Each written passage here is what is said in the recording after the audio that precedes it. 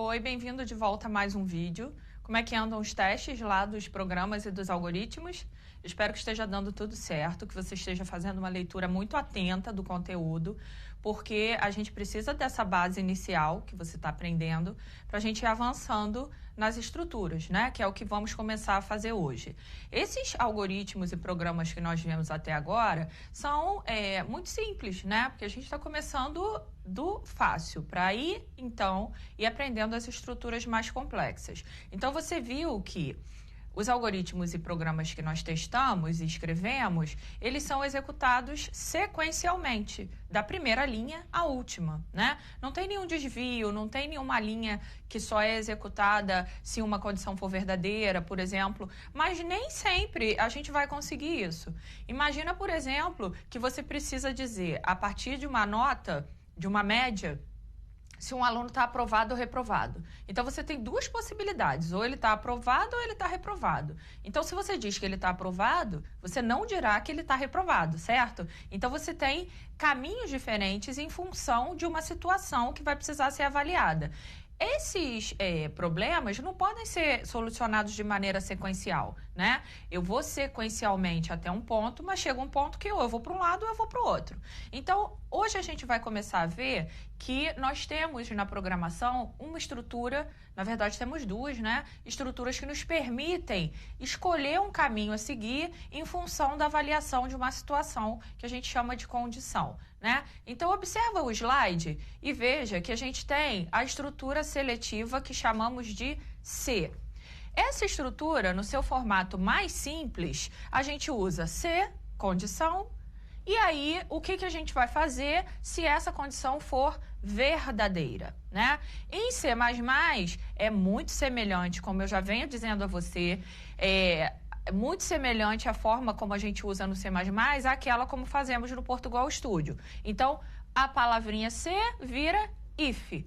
E entre parênteses também eu preciso de uma condição.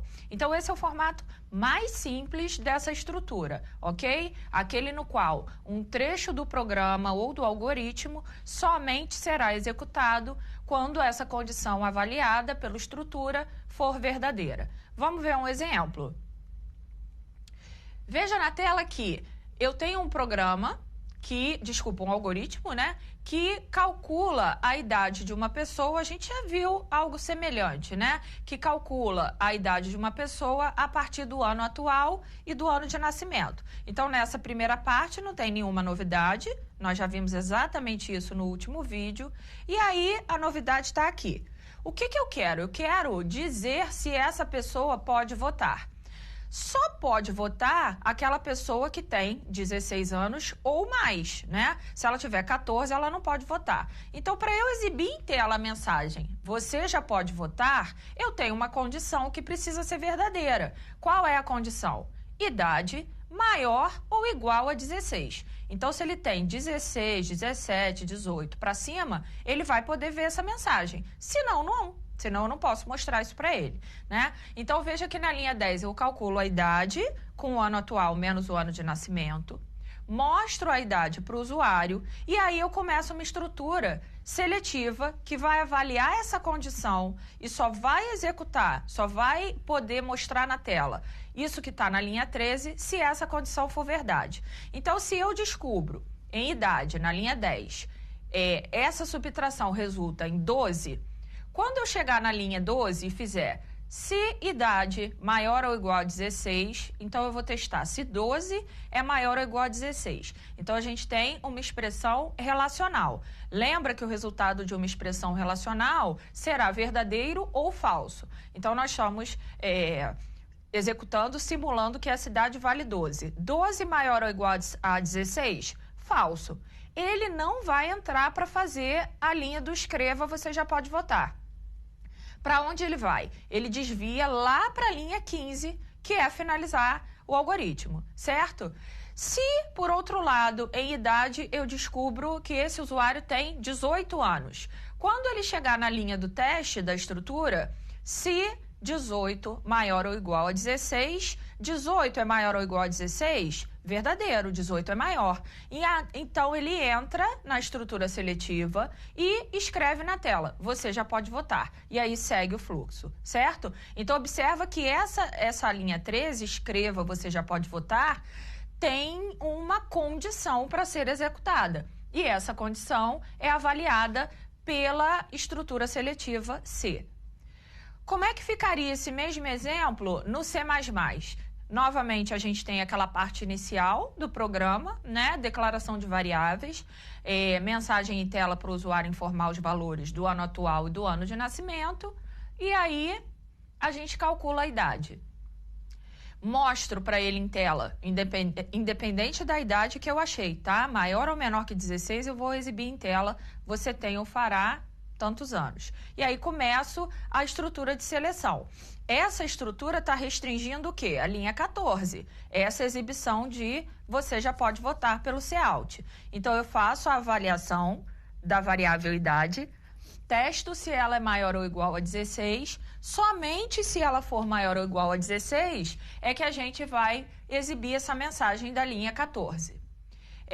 Então, a gente vê que esses comandos conseguem, essa estrutura consegue restringir um grupo de comandos a determinada situação ser verdadeira, né? Então, eu não tenho mais uma execução sequencial na qual eu começo na linha 1 e vou até a última linha, executando todas. Eu consigo restringir parte do código e fazer com que ele seja executado somente se uma condição for verdadeira, né? Vamos ver mais um exemplo. Observa na tela que a gente tem um programa no qual eu informo um número qualquer e guardo na variável num.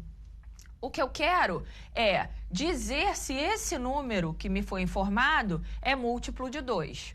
Quando é que um número será múltiplo de 2?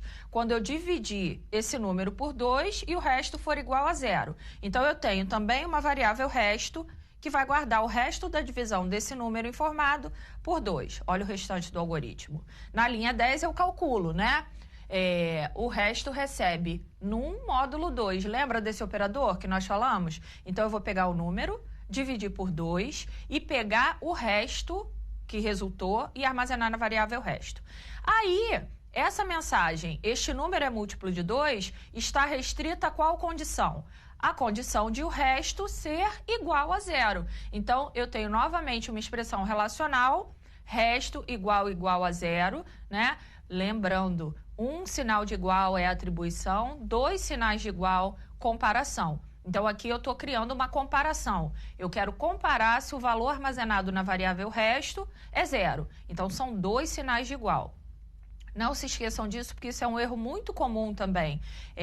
Vocês escrevem a condição, querem criar uma comparação e aí coloca um sinal de igual só, ao invés de 2. E aí fica com erro e demora a descobrir o que é. E está errando essa bobagem, né? Então, novamente, essa mensagem, este número é múltiplo de 2, só vai aparecer se o resto for 0. Senão, o algoritmo vai seguir para o final, linha 14 em diante.